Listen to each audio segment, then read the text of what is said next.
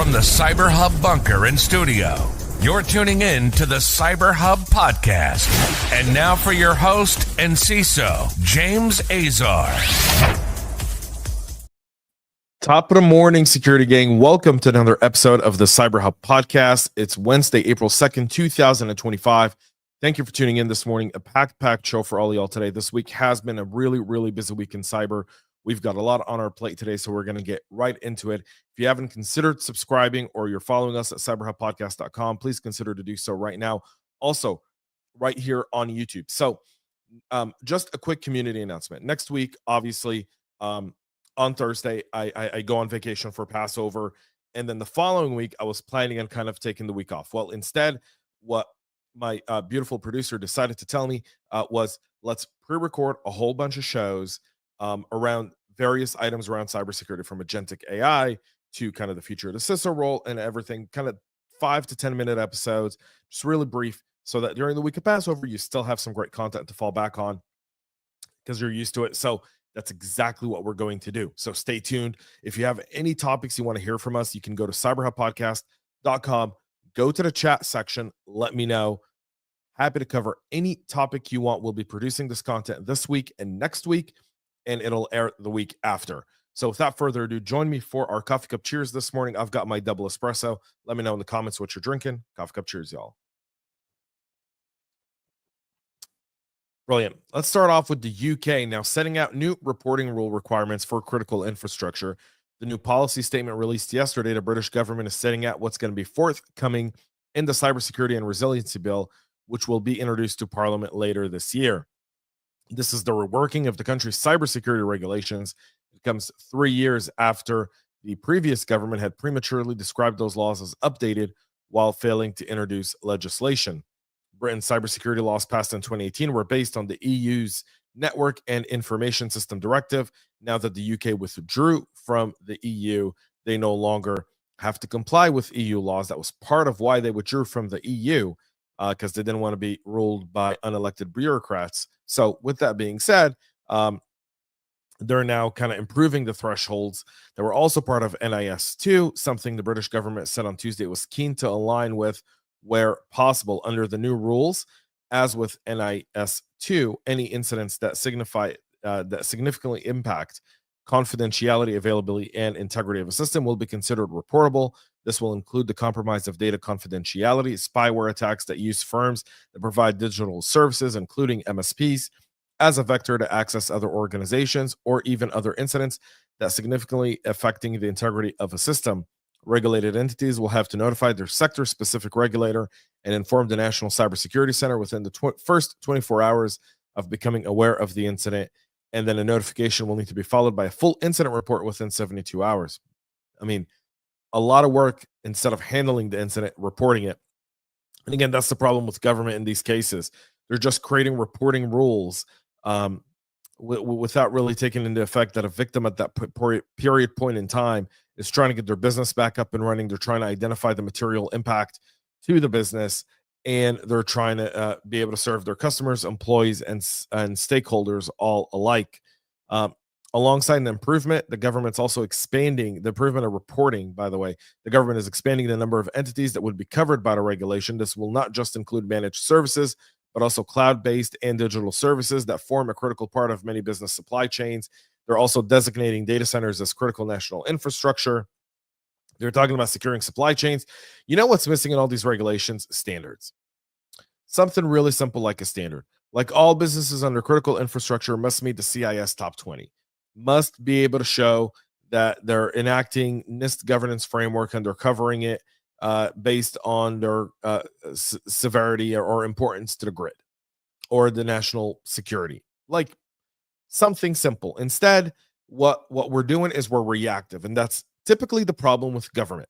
And that's why whenever I hear cybersecurity professionals say we're waiting on a lead from government, I say that's absolutely disturbing. And by the way, last week at CyberTech, I did mention that. I said there's nothing scarier in the English language than what former and the late President Ronald Reagan said is, "Hi, I'm from the government and I'm here to help." You can ask the people in North Carolina. I have someone on my team that lives just outside of Asheville.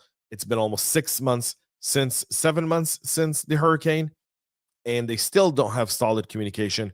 They're still using third-party types of communication systems because that hasn't been restored yet. So the idea that government knows how to do this is just flawed. Yes, we need government regulation. I understand that there's a sense that businesses look for some sort of government standard, but the fact is the government standard is not enough. In healthcare, high trust kind of came to replace the government standard because they said that doesn't go far enough for us. We want to set a high trust standard, and they did. And so maybe it's time for cybersecurity to say, you know what?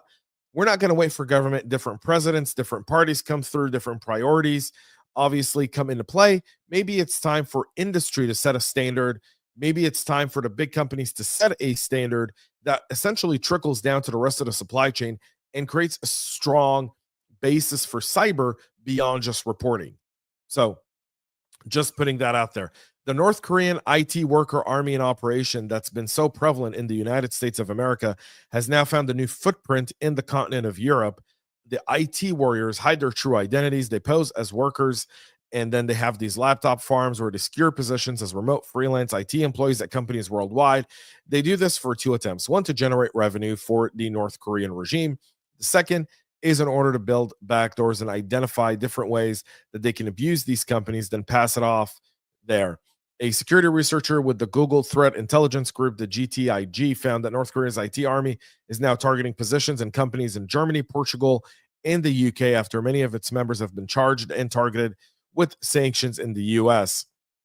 In their efforts to secure these positions, the DPRK IT workers employ deceptive tactics to falsify claims and nationalities from a diverse set of countries, including Italy, Japan, Malaysia, Singapore, Ukraine, the US, and Vietnam. These identities were used in combination with real and fabricated personas. IT workers in Europe were recruited through various online platforms, including Upwork, Telegram, and Freelance. Payments for their services was facilitated through crypto, the TransferWise service, and Payoneer, highlighting the use to obfuscate the origin and destination of funds. And again, the payment system in Europe and MENA is a lot more mature than the one in the US. And so that's why you see those types of activities, and that's why they use those third-party activities, because that's considered normal. If someone you hired in the US said, pay me through PayPal, HR would right away go to security or go to someone and go like, that's not normal. Why don't you have a bank account, right? Or a Venmo debit card or something along those lines. In Europe, using those third-party payments being paid through crypto as a freelancer is very, very normal. And so they're really kind of building, they have a cultural understanding of how business operates, the North Koreans do, and they're leveraging that in order to really go through it. So if you're a cybersecurity professional with the EU presence, again, these IT workers, these farms, these personas, they require a bit more due diligence. So whenever you're hiring remote IT workers, you want to take them through the ringer a bit more background checks, maybe a few more interviews, maybe the onboarding should be on camera. You should try to do different activities, make them stand up, sit down, do all kinds of stuff in order to validate the identity of the individual there. So Europe, be on the lookout. North Korea is coming your way. Google and Mozilla have now announced the release of Chrome 135 and Firefox 137, patching nearly 24 vulnerabilities, including the high severity memory safety bug we talked about on the show just last week. So Chrome 135 was promoted to the stable channel, so now you can get those updated. So you want to make sure you address that. Google said it paid $18,000 in bug banner rewards to the reporting researchers, with the highest payout being $10,000 to Philip Burr for the inappropriate implementation issue in the custom tabs. The Chrome iteration is currently rolling out versions 135.0.704.9.52 for Linux and 135.0.704.9.41/42 for Windows and Mac OS. Firefox 135 is also released, so solving 8 different vulnerabilities there. Firefox ESR 128.9 and 115.22, Thunderbird 137 and ESR 128.9 are all out now. You want to make sure you get these patched up. That's an easy one, folks. There's a significant spike in scanning activity targeting Palo Alto Network's Global Protect login portal that's being observed by researchers concerned that there's some sort of flaw there that might be getting exploited or about to get exploited, according to Gray Noise, the which reported the activity. The scanning activity involved over 24,000 different unique source IP addresses, the activity peaking at 20,000 unique IP addresses per day on March 17th and continues at that scale until March 26th. Of those, 23,800 IPs are classified as suspicious, with 154 being validated as threat monitoring firms as malicious, leaving little doubt to what that activity really is there. So Grano is underlying the consistency in how the scanning activities perform, suggesting it could be part of an effort to test network defenses before attempting targeted exploitation. At this time, it's unknown whether there's anything there. The security of our customers, Palo Alto is aware of the recent blog post by Granoise regarding the scanning activity. Our teams are monitoring the situation and analyzing the activity to identify if there's any impact and identify if mitigations are necessary. So keep an eye out for that. Google Enterprise finally introducing end-to-end encryption on email messages to Gmail inboxes within their organizations and later on to any inbox by the end of this year. So Google now catching up to Microsoft on that enterprise offer. So the improved security measure is an alternative to the secure multi-purpose internet mail extension protocol, which requires the acquisition management and per user deployment of certificates to use. So in the end, end users have to figure out whether they've sent, they and the recipient have s.mime configured, and very few do. And so this is going to be a lot more. This is going to scale much better and won't require a lot of user interaction. So good job for Google there. General Nakasone, formerly of the NSA and U.S. Cyber Command, interviewing on the record, talking about the threat that China poses to the United States. And saying that now that he's spending half of his time with the Vanderbilt Institute of National Security, he's also on the board of directors for OpenAI.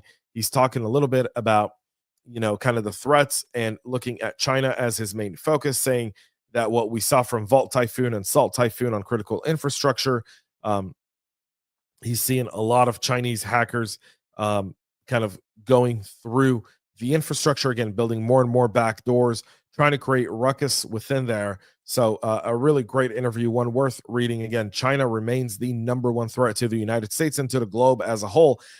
And so one thing I'll tell you. So last week, this panel, Geopolitics, Cyber, everyone keeps talking about, more collaboration. The fact is government can stop it. You can really put a bite on cyber activity. The bite on cyber activity could say, if you attack us, we're going to tariff you and we're going to limit trade with your country. And you hit China right in the pocketbook. No one does it because they have an interest, right? Cybercrime goes on. They believe in diplomacy, all these different things. There's one really easy way to solve this. And I know it doesn't seem very practical for many of you because you may not agree with it. And that's okay. You don't have to agree. It's an idea. But the idea is if China, Russia, North Korea, and Iran are such a major pain in the tail for governments and businesses and critical infrastructure in the West, sanction, limit trade, limit the number of visas, reduce representation between those countries, hit them hard, hit them where it matters within their population, letting them know that they need to come to the table and there's got to be a better way about it. They won't do it because it's back and forth. It's a mouse and cat game. And if you have to do that, then you're likely going to deal with it on the other end, and the economies aren't built for it, right? So these espionage has always been around since the history of man, will continue to be there. Cyber is just another tool for espionage. Fin7, the financially motivated threat actor, has now been linked to a Python-based backdoor called Anubis, not to be confused with the Android banking Trojan of the same name. This grants remote access to compromised Windows system. This new malware, according to Swiss cybersecurity company ProDaft, said in a technical report that the malware would allow attackers to execute remote shell commands and other system operations, giving them full control over an infected machine. Fin7 has a whole slew of names. The company has been observed using various aliases online to advertise a tool called IUKill that's capable of terminating security tools like EDR and MDR in order to launch the malware. So something to be very made aware of. Microsoft threat intelligence teams say they're now using AI to uncover security vulnerabilities in open source bootloaders, including Grub 2, U-Boot, and Bearbox. Using its Copilot tool, the Microsoft team pinpointed at least 20 critical vulnerabilities in those open source bootloaders. UEFI secure boot systems and widely deployed in embedded and IoT devices.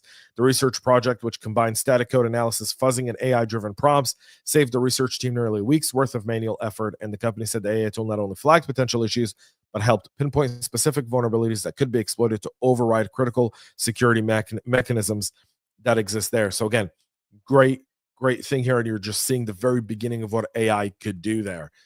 Security researchers have also discovered an updated version of a malware loader called Hijack Loader that's implementing new features to evade detection and establish persistence on compromised systems. Zscaler Threat Labs researcher Mohammed Irfan said in an analysis, the Hijack Loader adds a new module to perform anti-VM checks to detect malware analysis environments in sandboxes. Hijack Loader was first discovered in 2023, offers the ability to deliver second-stage payloads like information stealer malware. It comes with a variety of modules to bypass security software and inject malicious codes. The latest iteration of the loader comes with a number of improvements over its predecessor, the most notable being the addition of a call stack spoofing as an evasive tactic to conceal the origin of API and system calls, also a malware named Coffee Loader. So all in all, that's significant there.